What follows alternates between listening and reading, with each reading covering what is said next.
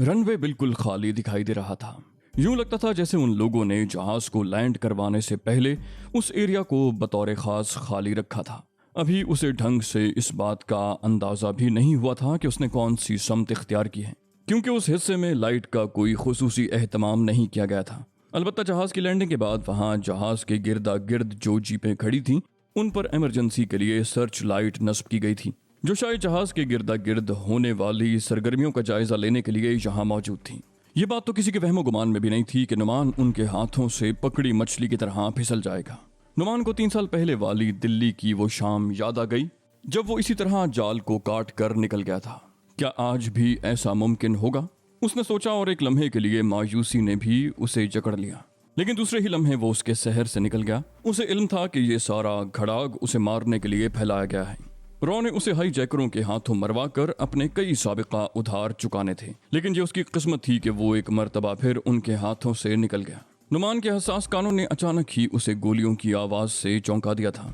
ये गोलियां उसके ताक़ुब में आने वाले हवा में चलाकर शायद उसे खौफजदा करना चाहते थे। उसने गर्दन घुमाकर पीछे देखा। दूर दूर तक किसी गाड़ी का निशान दिखाई नहीं दे रहा था। अचानक ही उसे रनवे पर जिंदगी का एहसास हुआ जब जीप की लाइट्स की रोशनी में उसने एक तेज रफ्तार ट्रेलर को कुछ बोगियां घसीटते हुए एक तरफ जाते देखा। ये बोगियां जहाज में रखी जाती हैं। उसके साथ ही उसके दाएं हाथ बाहर के शीशे में रोशनी ने उसे चौंका दिया। ये ताक़ुब करने वाली जीपों की रोशनियां थीं जो तवील फासले पर होने के बावजूद उसके अंदरूनी और बैरूनी मनाजिर देखने वाले आईनों पर पड़ रही थीं। नुमान अभी तक एयरपोर्ट की हुदूद में घूम रहा था और उसे बखूबी अंदाजा था कि किसी भी लम्हे ये लोग उसे घेरा डाल कर पकड़ सकते हैं। यही कुछ सोचते हुए उसने जीप को ट्रेलर की बोगियों के बिल्कुल नजदीक किया। उसने जीप की हेडलाइट्स ऑफ कर दी और ट्रेलर की रोशनियों में ड्राइव कर रहा था। जीप को वो मुखालिफ समत से बोगियों के बिल्कुल नजदीक लाया और अगले ही लम्हे जकंद भरकर वो जीप की सीट से उछलकर एक बोगी में आ गिरा, जो दौरान परवाज जहाज में मुसाफिरों के इस्तेमाल में आने वाले कंबलों और सरहानों से भरी थी। शायद उन्हें सफाई के लिए लॉन्ड्री में ले जाया जा रहा था। नुमान ने अल्लाह का शुक्र अदा किया, क्योंकि जिस रफ्तार से वो करीबन उड़ता हुआ यहाँ गिरा था, अगर बोगी खाली होती या उसमें कोई ठोस चीज होती तो उसकी हड्डी पसली की सलामती के इम्कानात बहुत मादूम हो जाते। जीप अब बर्क रफ्तारी से रनवे पर भाग रही थी। उसे यकीन था कि 3-4 किलोमीटर तो जीप के रास्ते में कोई रुकावट नहीं आएगी, क्योंकि उसने अगली सीट पर रखी ऑटोमेटिक राइफल को इस तरह एक्सेलरेटर पर फंसा दिया था कि उसकी रफ्तार कम ना हो सके। नुमान ने खुद को बोगी में छुपाया और तन बतकदीर होकर बैठ गया। जीप की लाइट्स ऑफ होने की वजह से जल्द ही वो उसकी नजरों से ओझल हो गई, क्योंकि बोगी उसके मुखालिफ समत में जा रही थी।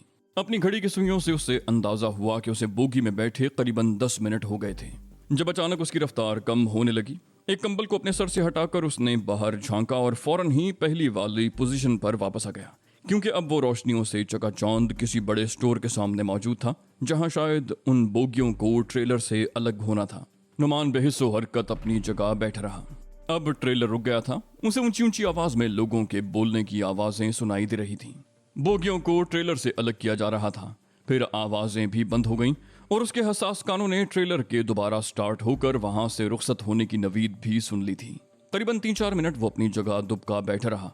फिर उसने कंबल हटाकर बड़ी एहतियात से सूरत हाल का जायजा लिया और खुद को एक बड़े से गोदाम में पाया। टीन की छत के ये बड़े बड़े गोदाम उमूमन एयरपोर्ट के एक कोने में बनाए जाते हैं। नुमान ने अंदाजा लगाया कि यहाँ लाइट्स तो ऑन हैं, लेकिन बाहर कोई मौजूद नहीं। अपने जिस्म को आहिस्ता आहिस्ता रूबा हरकत लाते हुए वो बोगी से बाहर निकलकर पंजों के बल वहीं बैठ गया। अपनी जगह बैठे बैठे उसने सूरत हाल का अंदाजा लगाया। उसकी आंखों के सामने दूर दूर तक रनवे दिखाई दे रहा था। बोगी के ऊपर से घूमकर वो गोदाम के पिछले दरवाजे पर आ गया, जिसके सामने घास का मैदान था और जहां मौजूद खुदरो घास को शायद किसी ने गुज़श्ता 2-3 माह से हाथ नहीं लगाया था। नुमान ने इसे ताइद गैबी जाना। वो चौकन्ने हिरन की तरह घास के उस जंगल में चौकड़ियां भरता उन खारदार तारों की तरफ जा रहा था जो शायद एयरपोर्ट की हुदूद के खात्मे पर लगाई गई थी। घास में जगह जगह टूट फूट अशिया का काट कबाड़ इस बात की निशानदही कर रहा था कि इस एरिया को एयरपोर्ट वालों ने कबाड़ खाना बना रखा है। करीबन 7-8 मिनट के मजीद सफर के बाद वो अब तारों के नजदीक खड़ा जहां से बाहर निकलने की तरकीब सोच रहा था। जल्द ही उसने जहां मौजूद लोहे की एक जंगालूद चादर के जरिए उन खारदार तारों से निजात हासिल कर ली और अब वो तारों के बाहर खड़ा सुकून की तवील सांस ले रहा था। काठमांडू से यहाँ तक का सफर उसके लिए डरावना ख्वाब था, लेकिन ताबीर के पहले मरहले में उसका हौसला दो चंद हो गया था। उसे यकीन हो चला था कि जिस ज़ाते बारी ताला ने उसे कातिलों के नरगे से निकाल कर यहाँ तक पहुँचाया है, वो इसके बाद भी उसकी हिफाजत करेगा। इंस्पेक्टर शिंदे अगली जीप में सवार था, जबकि दूसरी जीप उससे कुछ फासले पर उसकी हिदायत के मुताबिक एक मखसूस रफ्तार से भाग रही थी। उन्हें हुक्म मिला था कि स्पेशल फोर्सेस की जीप लेकर फरार होने वाले मुसाफिर को जिंदा गिरफ्तार करना है, और सख्ती से इस बात की हिदायत की गई थी कि उसकी तरफ से अगर फायरिंग भी हो तब भी कोई गोली जवाबी फायरिंग में उसे नहीं लगनी चाहिए। ऐसा बेहुदा हुक्म मिलने पर उसने सबसे पहले फौरन अपने अफसरान को दिल ही दिल में गालियों से नवाजा और 2 जीपों के साथ निकल गया। इंस्पेक्टर शिंदे को अभी तक इस बात की समझ नहीं आ रही थी कि जहाज से फरार होने वाला कौन है। अगर वो कोई आम मुसाफिर है तो उसे इस तरह घेर कर पकड़ने का हुक्म क्यों दिया जा रहा है, और अगर वो दहशतगर्दों का साथी है तो इतना तकल्लुफ किस लिए बरता जा रहा है। उसे समझ नहीं आ रहा था कि अगर फरार होने वाला भी मुसल्लाह है और उसकी तरफ से जवाबी फायरिंग की तवक्को भी है तो वो लोग कैसे बच पाएंगे और उनकी फायरिंग से मफरूर कैसे बचेगा। इंस्पेक्टर शिंदे स्पेशल फोर्सेस का कमांडो था और इससे पहले दहशतगर्दों के खिलाफ दर्जनों शानदार ऑपरेशन अंजाम दे चुका था। उसकी ड्यूटी उमूमन ऐसे ही इंतहाई खतरनाक हालात में लगाई जाती थी, लेकिन जिस नौयत के अहकामात उसे आज मिले थे उसने इंस्पेक्टर शिंदे को गड़बड़ा कर रख दिया। जरूर कोई अहम मामला रहा होगा। उसके मातहत ने इंस्पेक्टर शिंदे की उलझन को समझ लिया था। शिंदे ने कंधे उचकाते हुए जवाब दिया, हाँ, हमें क्या लेना देना। मातहत ने अगला इंकिशाफ किया, बोला, सर, ये रॉ वालों का कोई चक्कर लगता है। शिंदे ने उसे करीबन डांट कर कहा, तू अपने काम से काम रख, ज्यादा बहस ना किया कर। उसे अपने मातहतों से बहुत मोहब्बत थी। यही लोग मुतअद्दिद मर्तबा उसे जान की बाजी लगाकर बचा चुके थे और वो जानते थे कि इंस्पेक्टर शिंदे उन्हें मातहत से ज्यादा अपने साथी और दोस्त समझता है। लेकिन आज शिंदे का मूड देखकर सब खामोश हो गए थे। दोनों जीपें मफरूर के भागने के करीबन 4-5 मिनट के बाद उसके ताकुब में निकली थी, क्योंकि जहाज पर अचानक कमांडो एक्शन ने सबको उलझा कर रख दिया था और अहकाम देने वाले भी शायद पहले जहाज को हाईजैकरों से क्लियर करने के बाद ही कोई दूसरा कदम उठाना चाहते थे।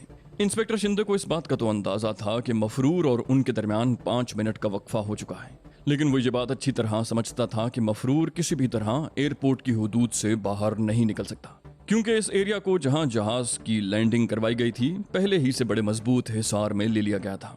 मातहत बोला, सर, वो देखें जीप। मातहत के चौंकाने पर उसने सामने देखा तो उन्हें बुझी हुई लाइट्स के साथ जीप एयरपोर्ट के पार्किंग एरिया की तरफ भागती दिखाई दी। इंस्पेक्टर शिंदे ने दिल ही दिल में मफरूर को दाद दी, जिसने जीप की लाइट्स ऑफ करके उन्हें खासा परेशान कर रखा था। उसके साथ ही उसने अपनी ऑटोमेटिक गन से जीप की तरफ हवा में गोलियां चलाना शुरू कर दी। अब दोनों जीपों ने फासला बढ़ाकर नुमान की जीप का इस तरह ताकुब शुरू किया जैसे उसे दबोच लेने का इरादा रखते हो। अचानक ही इंस्पेक्टर शिंदे के मुंह से निकला, पागल है ये क्या? क्योंकि जीप सीधी जहाज की तरफ जा रही थी जो पार्किंग एरिया में खड़ा था।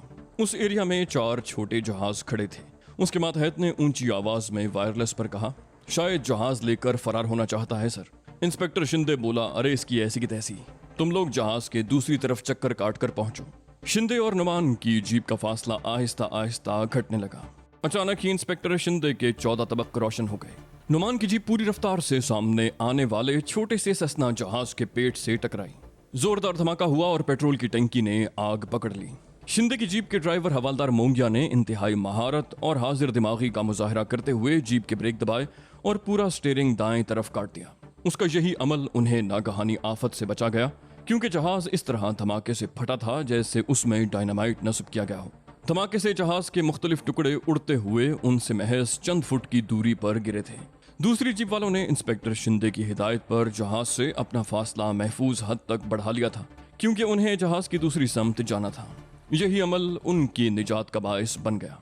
इंस्पेक्टर शिंदे के लिए यह सब कुछ इतना अचानक और चौंका देने वाला था कि चंद सेकंड के लिए वो वाकई बौखला गया। फिर उसके औसान बहाल हो गए। उसे इस नौयत के इंतहाई खतरनाक और अचानक पेश आने वाले मामलात से निपटने की तरबियत ही तो दी गई थी। जीप से वायरलेस से उसने क्राइसिस कंट्रोल कमेटी को सूरत हाल से बाखबर कर दिया।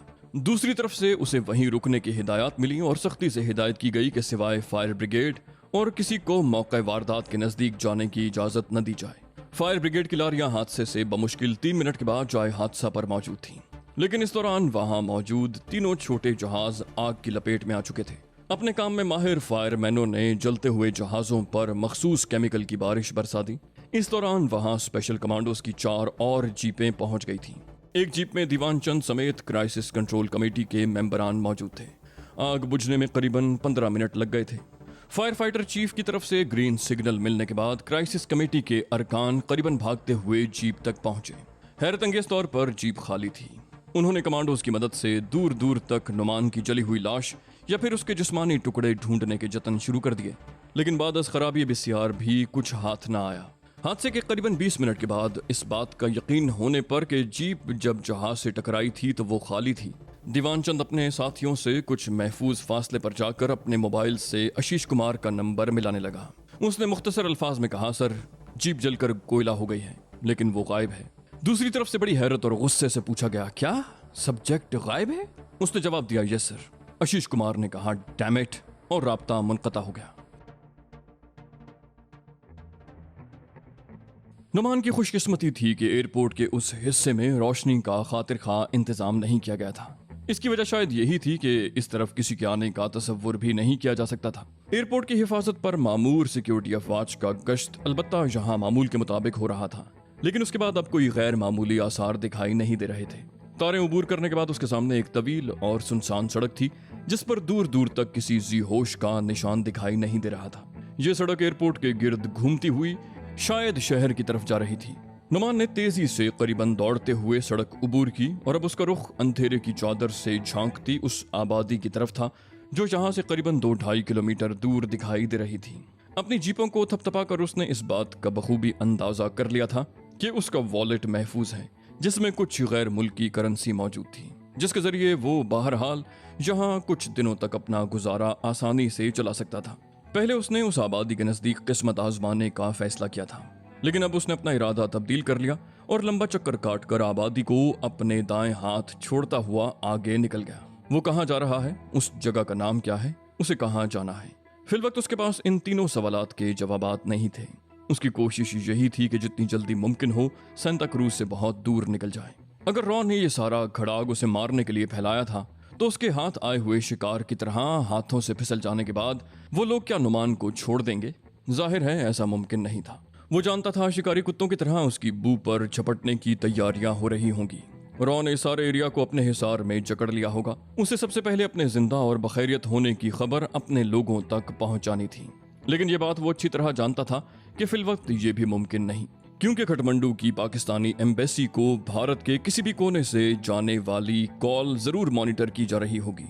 नुमान ने अपने शिकारियों की हर मुमकिना चाल का जायजा दिल ही दिल में लेने के बाद अपने इस अज़म को दोहराया कि वो दुश्मन का गुरूर जरूर खाक में मिलाएगा, जिसने तमाम अखलाकी, सिफारती और इंसानी ज़ाब्तों की धज्जियां उड़ाते हुए महज अपनी बालादस्ती जताने के लिए ये घिनौना खेल रचाया था और इंतकाम की आग में जलते हुए ऐसी जहरीली चाल चल गया था।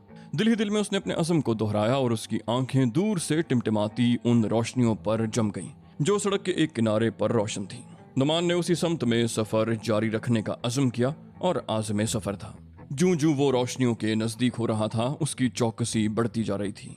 इस बात के इम्कानात यकीनी थे कि वहां पहले से सिक्योरिटी फोर्सेज उसकी मुंतजिर रही हों, क्योंकि उन लोगों को तबाशुदा जीप से उसकी जली हुई लाश नहीं मिली होगी और अब वो बौखलाए हुए और जख्म खूरदा भेड़ियों की तरह उसे तलाश कर रहे होंगे। दूर का मंजर नजदीक आने पर वाज़े होने लगा था और उसे एक बड़े मैदान में सड़क पर खड़े ट्रक दिखाई दे रहे थे। ये सारे वो ट्रक थे जो उस रास्ते से सफर करते हुए आगे जा रहे थे और ये कोई ढाबा था जहां ट्रक ड्राइवर रुककर कमर सीधी करते और खाना खाने के बाद आगे सफर करते थे। यहाँ के मखसूस कल्चर का उसे बखूबी अंदाजा था। नुमान ने कुछ सोचते हुए यहाँ किस्मत आजमाई का फैसला कर लिया और अब वो इसी अज़्म से नारियल के दरख्तों के दरमियान से गुजरता ढाबे की पुश्त पर जा रहा था, जहाँ उसे 6-7 ट्रकों के पास कोई भी जी नफ्स दिखाई नहीं दे रहा था। यहाँ कदरे अंधेरा था और यूं लगता था कि ट्रकों का सारा अमला ढाबे में मौजूद है। जूं जूं वो ढाबे के नजदीक हो रहा था वहाँ मौजूद टेप रिकॉर्डर पर चलने वाले गीतों की आवाजें ज्यादा नुमाया होने लगीं। नुमान चौकन्ने हिरन की तरह चौकड़ियां भरता ट्रकों के नजदीक पहुंच चुका था और अब जमीन से चिमटा नीम तारीकी में आंखें फाड़ फाड़ कर इर्द गिर्द के माहौल का जायजा ले रहा था। ढाबे में शायद दाल को तड़का लगाया जा रहा था जिसकी खुशबू नुमान यहाँ महसूस कर सकता था। उसने अतराफ का जायजा लेने के बाद बिलाखिर एक ट्रक पर किस्मत आजमाई का फैसला किया। अगले 3 मिनट के बाद वो मुख्तलिफ नौयत के साजो सामान से लदे उस ट्रक के ऐन दरमियान में ऐसी जगह छुप कर बैठने में कामयाब हो गया था कि अगर ट्रक की बज़ाहिर तलाशी भी ली जाए तो वो उस सामान ही का कोई हिस्सा दिखाई देता। उसने बतौर एहतियात खुद को उस जगह छुपाया था, वरना तो ट्रक के ऊपरी हिस्से पर बने एक बड़े से बॉक्स में वो आसानी से लेट कर सफर कर सकता था। बड़ी मेहनत और जोर आजमाई के बाद उसने अपने इर्द गिर्द छोटा छोटा सामान इस तरह चुन रखा था कि अब वो उसी का हिस्सा दिखाई दे। नुमान तन बतकदीर बैठा था। इंतजार की घड़ियां बिलाखिर खत्म हुई और करीबन 20 मिनट के बाद उसने ट्रक स्टार्ट होने की आवाज सुनी। ट्रक आहिस्ता आहिस्ता रेंगता हुआ ढाबे की हुदूद से बाहर निकला और अब मुख्तलिफ झटके खाने के बाद सड़क पर आ गया। नुमान ने दिल ही दिल में खुदा का शुक्र अदा किया, क्योंकि उसे उम्मीद थी कि अगले 2-3 घंटों में वो रॉ की दस्तबुर्द से महफूज हो जाएगा।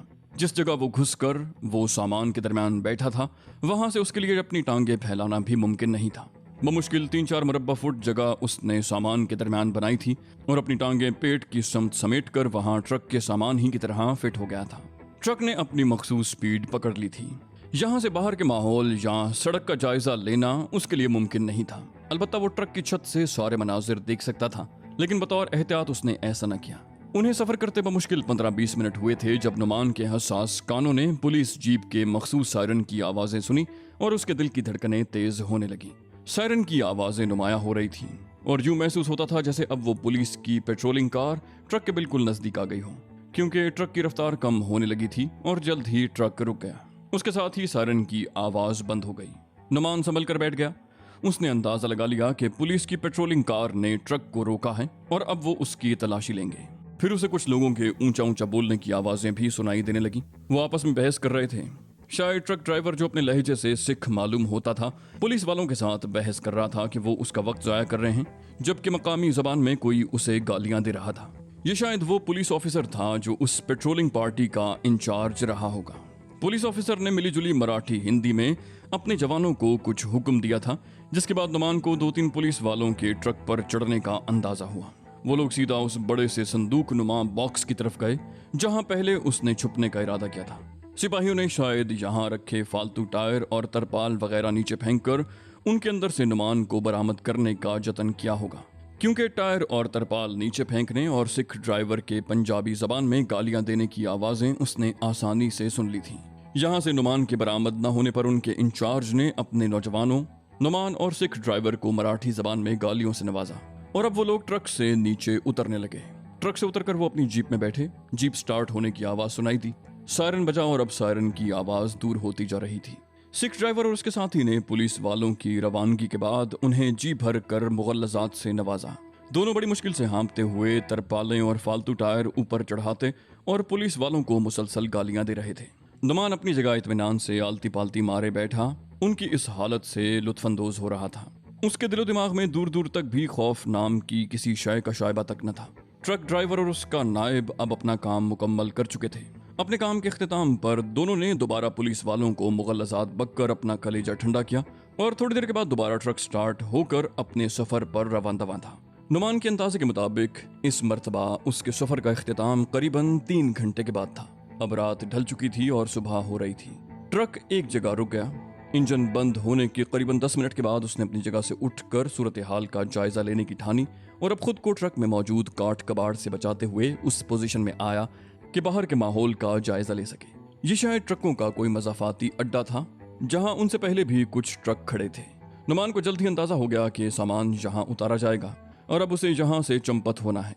किसी मोहतात बिल्ली की तरह उसने सामान से बचते हुए अपना रास्ता बनाया और ट्रक के पिछले हिस्से से बाहर आ गया। उजाला फैल रहा था और ये उसकी खुशकिस्मती थी कि यहाँ किसी ने उसे नहीं देखा था।